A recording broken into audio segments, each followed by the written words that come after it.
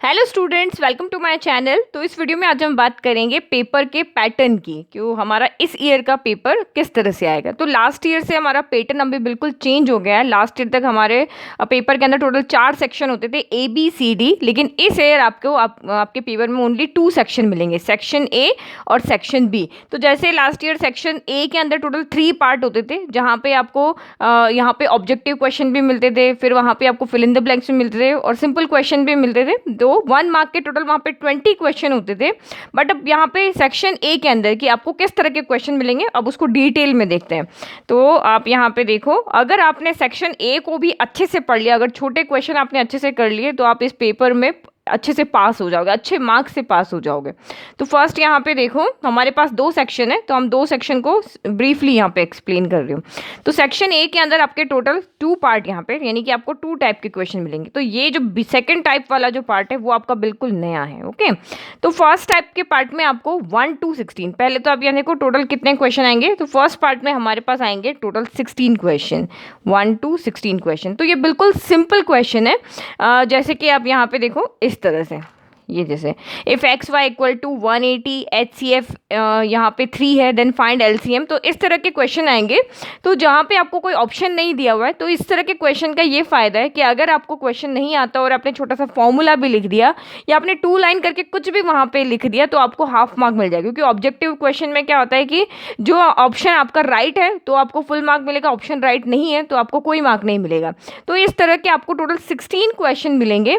तो उन 16 क्वेश्चन के अंदर ये देखो इस तरह के बहुत सिंपल क्वेश्चन यहाँ पे आपने अगर बुक एनसीईआरटी बुक को भी अच्छे से किया है, तो ये सारे क्वेश्चन आप इजीली इनको अटेंड कर पाओगे, क्योंकि ये बिल्कुल डायरेक्ट बुक में से ही आपके क्वेश्चन है। तो सैम्पल पेपर के अंदर तो मुझे 1 to 16 क्वेश्चन बिल्कुल सिंपल लग रहे हैं कि ये इस तरह के क्वेश्चन आपको आएंगे। तो मेन आपको यहाँ पे पॉजिटिव पॉइंट आपका यहाँ पे ये है कि आपने अगर यहाँ पे थोड़ा कुछ भी लिख दिया इस क्वेश्चन के अंदर, तो आपको यहाँ पे 0 मार्क्स मिलने के चांस बहुत कम है। थोड़ा सा भी लिख दिया तो आपको हाफ मार्क्स तो यहाँ पे मिल ही जाएंगे। तो ये तो हो गए हमारे फर्स्ट पार्ट में, जहाँ पे 1 से लेके 16 तक 1 मार्क के क्वेश्चन होंगे और इंटरनल चॉइस आपको यहाँ पे मिलेगी 5 क्वेश्चन में, यानी 16 क्वेश्चन में से 5 क्वेश्चन में आपको ऑप्शन मिलेंगे। इंटरनल चॉइस मतलब इन 2 में से कोई एक आपको सॉल्व करना है, तो जो आपको इजी लगे वो आप यहाँ पे सॉल्व कर सकते हो। तो फर्स्ट पार्ट को यहाँ पे देख लिया।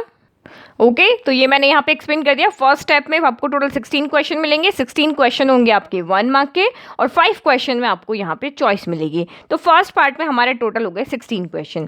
अब जो आपका सेकंड इसका पार्ट है, यानी सेक्शन ए का ही सेकंड पार्ट है, जो ये आपका बिल्कुल नया यहाँ पे इंक्लूड हुआ है। यहाँ पे आपको केस स्टडी से रिलेटेड क्वेश्चन मिलेंगे। आपको एक केस दिया होगा, उसको आपको स्टडी करना पड़ेगा। जैसे लास्ट ईयर में अगर आप देखो तो जैसे रियल लाइफ सिचुएशन बेस्ड आपको क्वेश्चन दिए थे, तो यहाँ पे आपको एक केस यानी कि स्टोरी दी होगी। ठीक है, सिंपल क्वेश्चन नहीं होगा, एक स्टोरी बना के आपको दी हुई होगी और उस स्टोरी से रिलेटेड आपके यहाँ पे क्वेश्चन होंगे।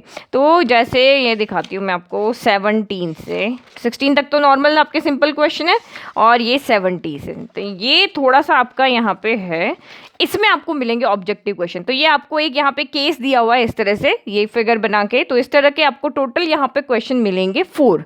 ओके, तो 16 क्वेश्चन हमारे पास पहले हो चुके हैं। अब आपके यानी कि सेक्शन ए में टोटल 1 to 20 क्वेश्चन है। तो ये जो 4 क्वेश्चन है, इन 4 क्वेश्चन के टोटल 5 सब पार्ट होंगे, यानी ए बी ये फर्स्ट वाला सब पार्ट हो गया और ये होंगे आपके ऑब्जेक्टिव फॉर्म में। तो 4 क्वेश्चन हो गए, 4 के 5 सब पार्ट है, तो आपके टोटल यहाँ पे हो गए 20 क्वेश्चन। लेकिन इन 5 सब पार्ट में से आपको ओनली 4 ही यहाँ पे करने हैं आप, यानी कि ये कंपलसरी क्वेश्चन है। इन 4 क्वेश्चन में आपके पास कोई ऑप्शन नहीं है। जैसे ये आपका 17 हो गया, केस स्टडी बेस्ड 1, ये सन रूम आपको दिया है। अब इससे रिलेटेड फर्स्ट क्वेश्चन ये रहा और इससे रिलेटेड आपके यहाँ पे सेकेंड, थर्ड, फोर्थ, फिफ्थ, तो इन 5 में से आपको जो भी 4 ईजी लगते हैं वो आपको करने हैं। तो नेक्स्ट 18 है, तो 17, 18, 19, 20 ये 4 आपके कंपलसरी क्वेश्चन है और ईच क्वेश्चन के 5 पार्ट है और 5 पार्ट में से आपको 4 पार्ट करने हैं, यानी 4 into 4 टोटल 16। तो 16 क्वेश्चन हम पहले यहाँ पे कर चुके हैं। अब यहाँ पे आपके वैसे तो देखा जाए तो 4 ही क्वेश्चन है, लेकिन 4 क्वेश्चन के अंदर आपके टोटल यहाँ पे 25 क्वेश्चन है। उन 25 में से आपको 24 क्वेश्चन है, 24 में से आपको नहीं 4 है ना, तो 5 20 हो गए, सॉरी। तो 20 में से आपको 4 नहीं करने हैं, तो 16 आपके यहाँ पे हो गए। तो 16 क्वेश्चन आपके यहाँ पे हो गए और इस सेकंड पार्ट में भी 16 क्वेश्चन हो गए, यानी कि 16 + 60 32 मार्क्स तो आपके सेक्शन ए से ही आपको मिल गए। ओके, तो आपको स्कूल से भी मार्क्स जाएंगे और अगर हमने सेक्शन ए अच्छे से कर लिया तो आपके पासिंग मार्क्स तो आपके पक्के हो गए कि आप फेल तो नहीं होगे। ओके, तो अब इसको भी यहाँ पे लिख लेते हैं कि यहाँ किस तरह के क्वेश्चन आपको मिलेंगे। तो इसके अंदर इस तरह से मैं आपको एक्सप्लेन कर लीजिए, जिसमें आपको क्वेश्चन नंबर मिला है हमें 17।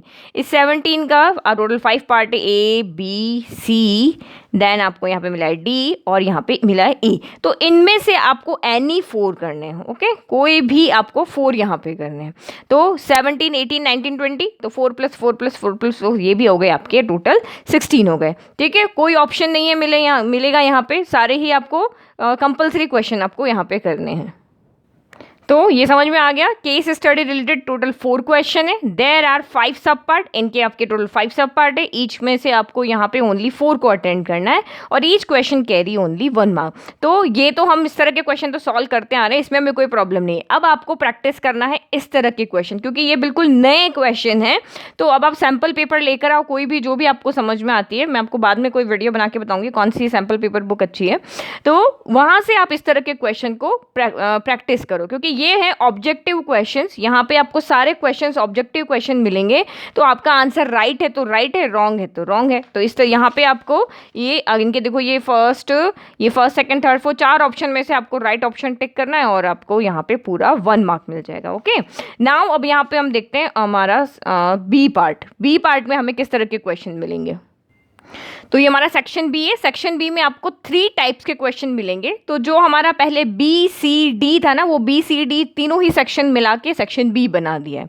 तो बी जैसे हमारा बी सेक्शन में 2 मार्क्स के क्वेश्चन होते थे, सेक्शन सी में 3 मार्क्स के क्वेश्चन होते थे, सेक्शन डी में 4 मार्क्स के क्वेश्चन होते थे, तो वो सारे मिला के आपके यहीं पे आ गए।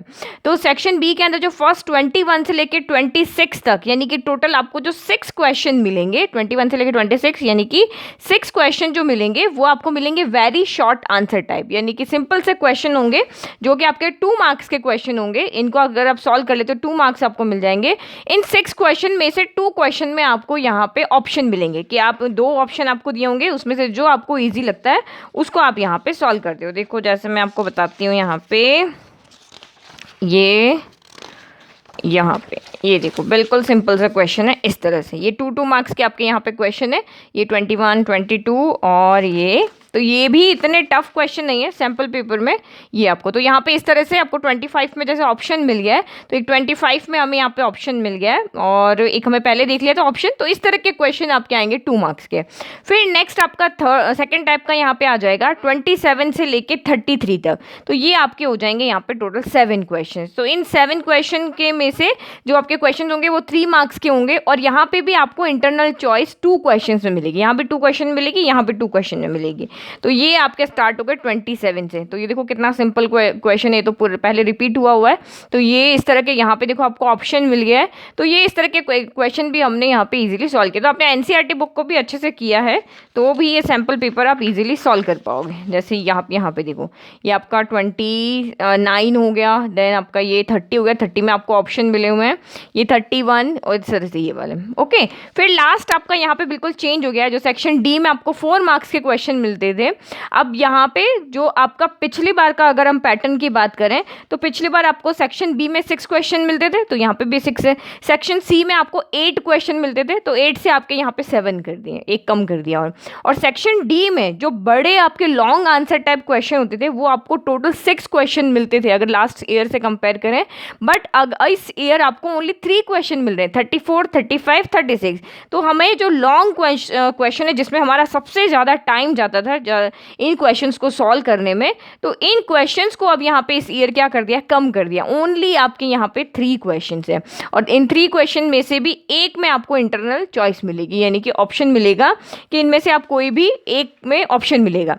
तो कोई दो में से कोई एक कर सकते हो, और वो तीनों क्वेश्चन आपके कितने के होंगे, 5 मार्क्स के होंगे। तो यहाँ इसमें इतना चेंज नहीं हुआ, इसमें इतना चेंज नहीं हुआ, एक क्वेश्चन यहाँ पे कम कर दिया, यहाँ से आपके टोटल 3 क्वेश्चन कम कर दिए, और वही क्वेश्चन का यहाँ बढ़ा। तो इसमें आपको इतना टाइम नहीं लगने वाला, ऑब्जेक्टिव क्वेश्चन है, यहाँ पे केस स्टडी है, तो इसको सॉल्व करने में इतना टाइम लगेगा। तो इस बार आप ये नहीं कह सकते कि हमारा पेपर यहाँ पे मिस हो गया है, ओके, क्योंकि हम ये जो सेक्शन ए है इसकी हम अच्छे से प्रैक्टिस कर सकते हैं, क्योंकि बड़े क्वेश्चन के लिए आपको प्रॉब्लम आती है प्रैक्टिस करने में, लेकिन ये ऑब्जेक्टिव क्वेश्चन से ये हम इजीली प्रैक्टिस कर सकते हैं, ये क्योंकि इनको सॉल्व करने में हमें इतना टाइम नहीं लगता। तो इस तरह के क्वेश्चन की आपको ज़्यादा प्रैक्टिस करनी है केस स्टडी से रिलेटेड, क्योंकि अब आप यहाँ पे इन तीनों सेक्शन को सॉल्व करोगे तो अब उतना टाइम आपको सेक्शन इस पार्ट के लिए तो नहीं लगेगा, ओनली 3 क्वेश्चन ही हमें यहाँ पे सॉल्व करने। तो अब ये देखो, ये भी आपके किस तरह के क्वेश्चन हैं यहाँ पे, तो ये रहे आपके एक ही पेज में आ गए, तो ये इस तरह से। तो ये देखो, ये आपका एक आ गया, आपका स्टैटिस्टिक्स आ गया, ठीक है, मीन मोड मीडियन वाले से मोड वाला क्वेश्चन है। तो स्टैटिस्टिक्स में तो आप सिर्फ एनसीईआरटी बुक को पढ़ लोगे तो भी इनफ है, चैप्टर 11 के लिए हो गया, या स्टैटिस्टिक्स हमारा यहाँ पे हो गया।